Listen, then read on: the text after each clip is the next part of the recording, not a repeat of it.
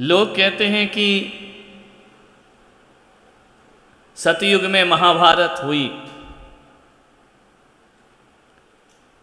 धर्म और अधर्म का युद्ध हुआ,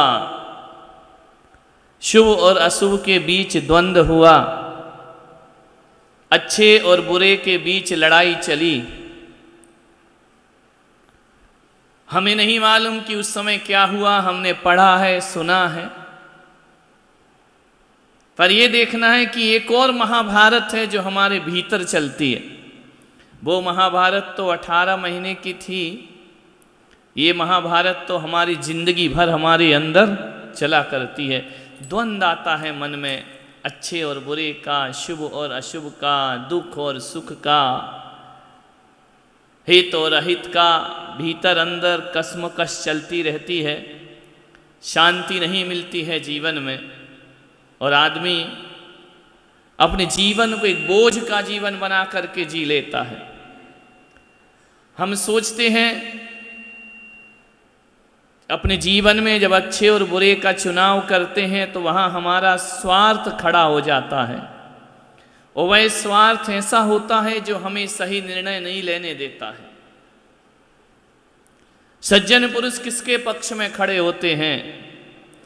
सत्य के पक्ष में, अच्छे लोगों के पक्ष में, बुराइयों के पक्ष में सज्जन लोग खड़े नहीं होते हैं। कभी ध्यान रखना, हम किसको चुनते हैं, किस पर अपना पक्ष रखते हैं, किसे हम अपना जोर देते हैं, ये हमारी भावनाओं का परिचायक हुआ करता है। मान्यवर, कौन अपना और कौन पराया यहाँ किसी का कुछ जान नहीं सकते और कह नहीं सकते हैं। आज जो अपना है कल पराया हो जाए, और कल तक जो पराए थे वो आज अपने बन जाए, समय का कोई भरोसा नहीं है। जीवन को बड़े आनंद के साथ जीना है। हमारे पास बहुत सारी बुद्धि का अतिरेक है, हमारे पास बहुत अच्छे अच्छे शब्द हैं हमारे मन में, लेकिन जीवन में रस नहीं है, नीरस जीवन है, थका थका सा। कहा जाता है नृत्य कर लो तो कर लिया, बजा दिया तो कर लिया, चार कर रहे हैं तो चलो अपन भी कर लेते हैं, चलो विधान करना है विधान कर लेते हैं, पूजा करना है पूजा कर लेते हैं। सब कुछ करने के बाद भी, बड़े बड़े उत्सव महोत्सव करने के बाद भी आदमी के जीवन में प्रतिष्ठा है, नाम है, यश है, लोग तुम्हें जानते हैं, जय जयकार होती है, सब कुछ तुम्हारे पास है, सबका सम्मान तुमको मिलता है, लेकिन फिर भी लगता है कि जीवन में कोई रस नहीं है। नीरस नीरस सा जीवन, हृदय से भीतर से रसहीन जीवन क्यों हो गया हमारा? ये आनंद विहीन जीवन क्यों हो गया हमारा? कभी पेड़ पौधों को देखो तो कितने आनंद में जीते हैं, कितनी मस्ती में झूमा करते हैं। अभी थोड़ी देर पहले यहाँ बरसात हो रही थी, रिमझिम पानी गिर रहा था। मैं वहाँ पर बिल्डिंग में था, झरोके से मैंने देखा कि पानी कितनी बूंदें कितने आनंद के साथ आकाश से टप टप करके रिमझिम फुहार बन के बरस रही हैं।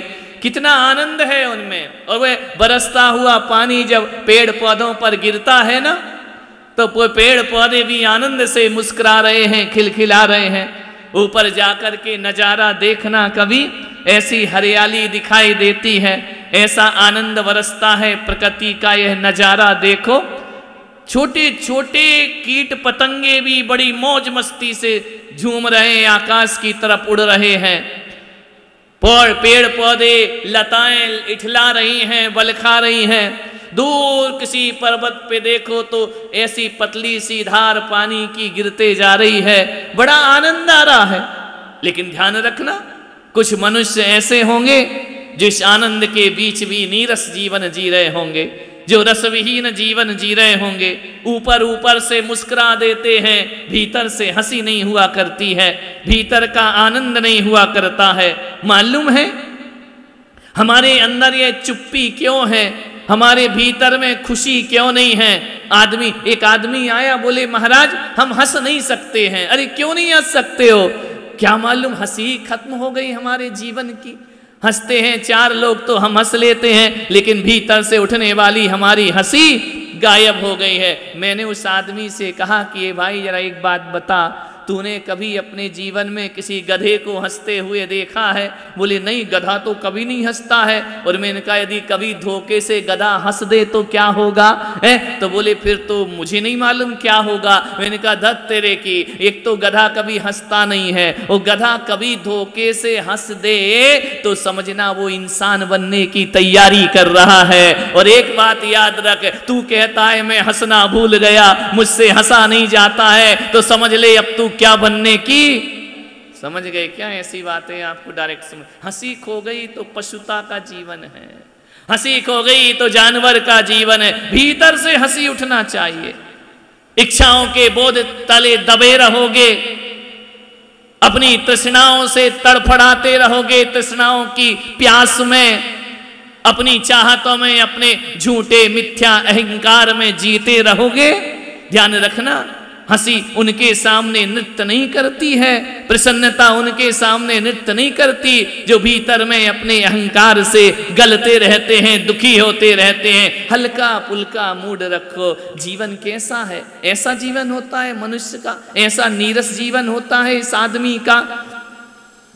जब देखो तब ओंठों पर शिकायत है, जब देखो थोड़ी थोड़ी बातों पे हमारा मूड खराब हो जाता है। आज मूड ऑफ हो गया, अरे इतनी सी बात पे मूड ऑफ हो गया, किसी ने कुछ कह दिया आज हमारा मूड ऑफ हो गया, आज हमारा दिमाग खराब हो गया।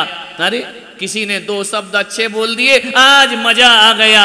अरे पागल, अपनी जिंदगी का रिमोट किसी के हाथ में दे रखा है क्या? तुम्हारे घर में है ना एक वो 200 चैनल का एक लकड़ी का डिब्बा, बुद्धू राम बक्सा वो टीवी रखा हुआ है ना, चैनल बदलते जाओ, रिमोट से दबाते जाओ।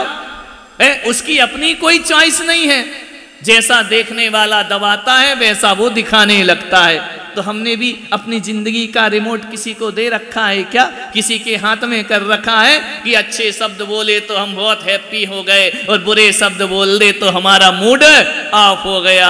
ऐसी जिंदगी मत जियो। जीवन तो ऐसा जियो, ऐसा जियो। मैं तो ये सोचता हूँ बैठ करके, कभी अकेले में एकांत में, मैं बहुत कम सीरियस होता हूँ, बहुत कम मेरा मूड ऑफ होता है। मैं तो अपने आनंद में जीता हूँ, थोड़ी बहुत झलक आई आती है और चली जाया करती है। मनुष्य है, कोई भगवान नहीं है, लेकिन ज़्यादा मेरा मूड ऑफ नहीं होता है। थोड़ी सी बात सुनी, अपन ने कह दी, उसने कह दी, बात खत्म हो गई। मैं तो ये सोच करके जीता हूँ कि जिंदगी उसका नाम है, जीना उसका नाम है। कि अगर कोई उदास बैठे हुए लोग कहीं बैठे हैं, कोई हताश और निराश लोग कहीं बैठे हैं, हमारी उपस्थिति से उनके चेहरे पर हंसी आ जाना चाहिए, आनंद आ जाना चाहिए। हमारी उपस्थिति से लोग सकते में आ जाएं, हमारे उपस्थिति से लोगों का मूड खराब हो जाए, हमारे रहने से लोग हंसना भूल जाएं, तो हमारी जिंदगी बेकार की जिंदगी हुआ करती है। हमारी उपस्थिति ऐसी हो कि जिस भीड़ में, जिस कोने में या जिस चार लोगों के बीच जब हम आकर के बैठे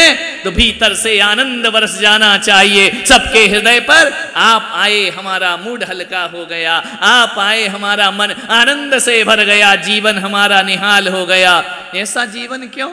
तुम जाओ तो सन्नाटा हो जाए, पापा घर में आए, बच्चे चुपचाप बैठ जाएं मुंह लटका करके। अरे एक ऐसा परिवार है, एक ऐसा व्यवहार है, पापा से डर लगता है। पापा गए, बच्चे नाच रहे हैं, मस्ती कर रहे, आ गई आजादी, 15 अगस्त आ गया। ये कोई जीवन है हमारा? ये कोई जिंदगी है? अरे ऐसा जीवन बनाओ कि लोग तुम्हारा इंतजार कर रहे हो, कब आओगे, कब आओगे। तुम नहीं आओगे तो जीवन में बाहर नहीं आया करती है। तुम्हारा हमारा बोलना तो छोड़ो, हमारी उपस्थिति ही लोगों के हृदय को झंकृत कर दे, हमारा होना ही लोगों के लिए आनंद बन जाए, तो समझना हो गया चंदा प्रभु भगवान का विधान, हो गई उनकी पूजा, हो गई उनकी आराधना।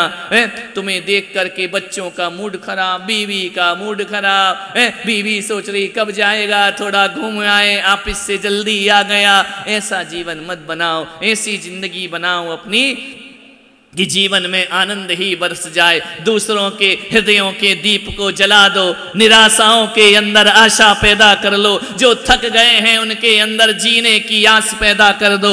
चेतना के अंदर प्रत्येक व्यक्ति की चेतना को ऐसा जागृत कर दो कि वह तुम्हारी तरफ आने को ललायित हो। इतनी दूर दूर से लोग क्यों आ रहे हैं, क्यों यहाँ बैठ रहे हैं, पूजा कर रहे हैं, पाठ कर रहे हैं। अभी मैंने पता किया कि जब मैं थोड़ा वहाँ देखने गया था तीर्थ पे, तो पूजा में लेट आया तो लोग देख रहे हैं, अब आए क्या महाराज, अब आए क्या महाराज। एक ने खबर भेज दी महाराज को बुलाओ, उनके बिना पूजा में मजा नहीं। अरे मैंने कहा मैं क्या मजा दे रहा हूँ, गाने वाला गा रहा है, मंत्र बोलने वाला ब्रह्मचारी मंत्र बोल रहा है, मैं तो कुछ बोल भी नहीं रहा हूँ। बोले नहीं नहीं आप बैठ जाओ, उतने में हमें आनंद की प्राप्ति।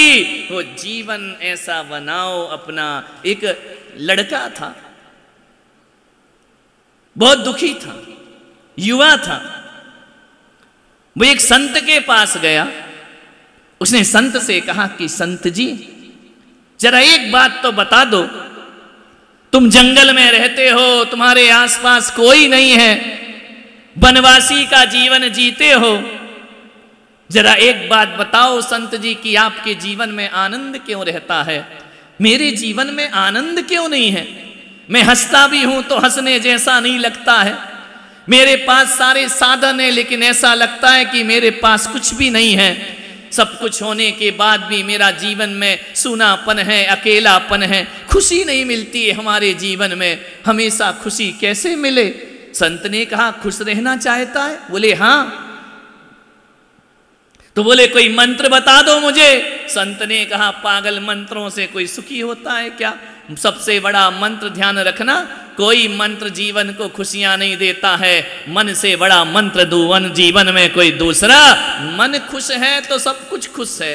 दुखी मन से मंत्र भी पढ़ लो ना तो मंत्र भी तुम्हें सुखी नहीं कर सकता है। और आनंद के साथ 108 बार तो छोड़ो, 5 बार या 3 बार या 9 बार ही नमोकार मंत्र बोल दो तो जीवन में आनंद की बरसात।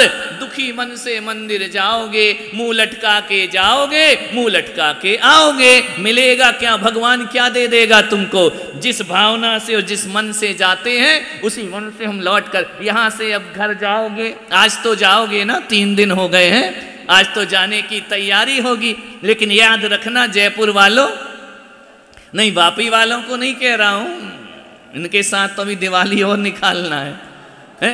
जयपुर वालों को कह रहा हूं, आज जाओगे, पूछेंगे घर में क्या मिला, क्या हुआ, कैसा रहा, आनंद लेकर जाओगे तो आनंद के साथ बताओगे, और निराश होकर जाओगे तो निराशा ही चेहरे पर।